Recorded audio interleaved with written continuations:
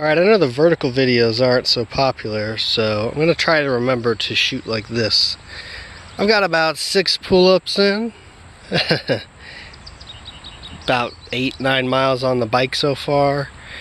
Maybe 10. And I still got to go back to my house. But I wanted to do this video because I wanted to make a more specific video about exercise and types of exercise. So exercise is very important, obviously. Keeps the body moving, keeps the body strong, gets circulation flowing. You know, diet isn't everything. It's quite a bit, but it's not everything. You know, yeah, you can get effortless lean muscle mass just by eating the right foods, but you know, that's just kind of muscle mass. And one thing that's important, a distinction between muscle and muscle mass, is the muscle tension, the fascial tension. So you have fascia connecting your muscle tissue, and that fascia is a big reason why certain people can do things that others can't, even if they have like a big physique. Like, for instance, you think of a ripped physique, you think of like strong, healthy people, you might think of like bodybuilders, okay? But bodybuilders, they train hypertrophy. So they do a lot of repetitions with low weights. And that's what creates, you know, the low weight, high volume. That creates the big bulk. And of course, they're taking supplements, they're eating a lot, and they're also, a lot of them, juice. So, you know, when you do that, you're creating muscles to work in that setting. You know, as opposed to like somebody who's doing calisthenics or even just like strong lifting. You know, you think about like calisthenics, like, yeah, that guy can do a freestanding handstand push-up like 10 times. You know, that's impressive. That's strength. That's functional strength. And you have to have a lot of things in synergy there to be able to do stuff like that. Bodybuilders, if you train like a bodybuilder, you really won't be able to do that because you don't train for that. It's the same way I saw a video of some monk. He was, you know, just like freestyling or freeballing, whatever you want to call it, up a very steep stone hill in his bare feet. And some other guy was using, you know, a rope and like rappelling. Same thing. He's able to do that because he's got the muscle fascia, he's got the fascial tension. High jumpers got fascial tension. People who do a lot of breaking, like martial arts breaking, fascial tension. A lot of martial arts, actually, if you've done martial arts, you know it's all about fascial tension. It's all about getting all your muscles to move in synergy and directing your energy and your force into a single point. That's why they can do those amazing breaks, is because they use their focus and their muscle tension. So, you know, if you want to train for that, you can train for that, but the goal is like functional strength and mobility, I think, because what's important is that you remember to be active at all times. Maybe not all times, but mostly, especially if you do the hot baths on the diet. So if you take the lymphatic bath, you get your body temperature up to 101.5 degrees for 30 minutes. Stuff melts out of your lymphatic system, and then it goes into your connective tissue. The only way to get it out of your connective tissue is to sweat and to move. So if you're an athlete or you do a lot of athletic stuff, that's good. That will probably take care of it. Otherwise, if you don't sweat good, the hot bath, a regular hot bath, is probably a good decision because that will help you perspire evenly. I used to not be able to perspire well at all. Then after about 3 years of doing martial arts, I was able to perspire properly. I don't know what caused that or why that was. I just kind of think that's interesting. But anyway, pay close attention to how you're moving too. You want to listen to your body and try to keep movements as natural as possible. So like walking is a great exercise. Walking is a great exercise because it works in all planes of motion. You have 3 different planes of motion, the frontal plane, the sagittal plane, and I forget the other plane. But you've got 3 planes of motion, basically, the human body utilizes. And the frontal plane is actually one of the most undertrained ones, because it just is. I don't know why more people don't do it. But that's a big reason why people have like ACL tears and stuff in their knees, because they don't do a lot of frontal plane movements and a lot of training and movements in the frontal plane. So the frontal plane is like it's like this.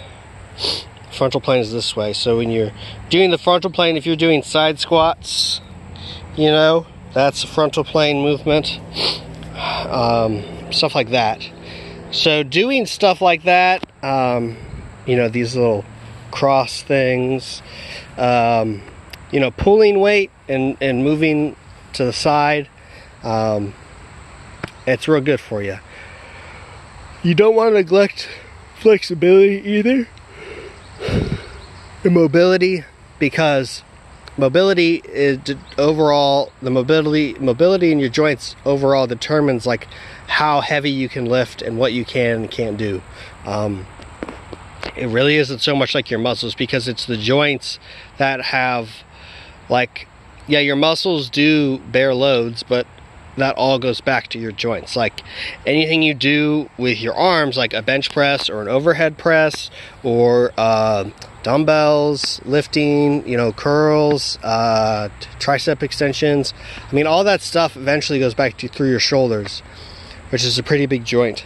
So, or push-ups even to get away from weights, you know, like handstands. So increasing the strength of your joints is a very smart thing to do. That should be the strength and mobility of your joints. That should be like a primary focus. And you don't want to get into heavy lifting too much until you have like a good 6 months to a year of decent training. And you don't want to start lifting heavy either. You want to ease into it. Like I said, walking is the perfect exercise. If you do a lot of walking, that's great. You probably don't need to do much more than that, especially if you walk to the store, you carry your groceries back. That's a great way to get in some exercise too, and some strength building. Like in college, I used to walk everywhere to class and back home. I'd probably walk 35 miles a week easy, and I was, you know, very skinny at that time, but I would have considered that great shape. But for instance, walking is very good for you. Do walking. Running depends. You want to make sure you run with the ball of the foot. You want to make sure you have some decent shoes. A lot of people like doing like the flat foot stuff. I think that's probably great. I don't really have much experience running. I don't do a lot of running. I ran some track, but they had special track shoes where like you had nothing in the heel. Everything, like all the padding and stuff, was in the front of the foot, the ball of the foot, because that's where a lot of the motion happens. And if you're gonna run and you get stuff like shin splints, that means you have like underdeveloped tibia muscles. So do a lot of like, I guess I call them toe presses, where you like stand up on your toes, and heel presses, where you press your heels up, you raise the balls of your feet. Knees over toes guy, he's got a lot of great stuff. You know, ATG squats, walking backwards up stairs and hills is a good one. Every like motion, basically for any exercise you do, you want to train the reverse motion too. Because like if you're doing a lot of forward motion stuff, like walking in one direction forward, that's great for those muscle groups. But the muscle groups, like for instance you use when you walk backwards, those are not exercised as much when you're walking forwards. So it kind of works for everywhere else on the body, and you want to make sure to train both sides equally. You'll see better results there, and it will also give you more longevity for training and being physical. So I'm a big fan of calisthenics, as I've said in the past, and here in this video even. You know, I think that's probably where you want to start before you get into lifting too much weight, because it'll teach you how your body moves, and you won't have to worry about doing anything wrong, because you can injure yourself pretty easily with weights, even if you're not using a lot, especially depending on the range of where you're lifting the weights. You know, if you have weights all the way out here, it's going to be a lot harder on your body, even if it's like 10 pounds or something, than it is like closer to your body. So just keep that in mind. Again, it's very important to sweat through activity. Like I'm sweating outside right now. Like, you know, when I'm on the bike, I was probably sweating, but I didn't feel it because the air was whisking it off. But it's pretty muggy out, and I'm just sweating, just standing here and talking. I don't know, you probably can't see, blurry camera. So, very important to get sweat in general, because sweat will excise toxins from the connective tissues. There's some ducks. Especially if you've done the hot baths or the lymphatic baths the day prior. If you don't do that, then eventually all those toxins will build up and you can get lupus or MS. If you're doing the hot baths and you're not getting sweat in or being active. So yeah, it's very important. And again, and not just for like toxins in your body, but anxiety. Anxiety is accumulation of hormones in your body due to a lack of activity. Or rather, if you look in your eyes and you do an iris picture, some iridology, you see light ringed circles in your iris. That indicates you have activity rings. For every activity ring you have, you need to do 30 minutes of exercise a day. You'll probably feel better. You know, if you feel like you're a little anxious, you're not getting enough exercise, you do more exercise, you'll probably feel better. It isn't necessarily something like foods can correct. You just kind of need to work out those activity rings. I don't know if I ever had activity rings, because I never took an iris picture until I was on the diet for like 3 years. So, you know, maybe I did, because I used to enjoy physical activity more. I feel like my hormones were out of whack, and primarily like stress hormones and things. And I was able to be active even though my diet wasn't great. I mean, you know, some vegetables, rice and meat, mostly like rice and meat and eggs, and junk food and stuff. Yeah, so I don't know.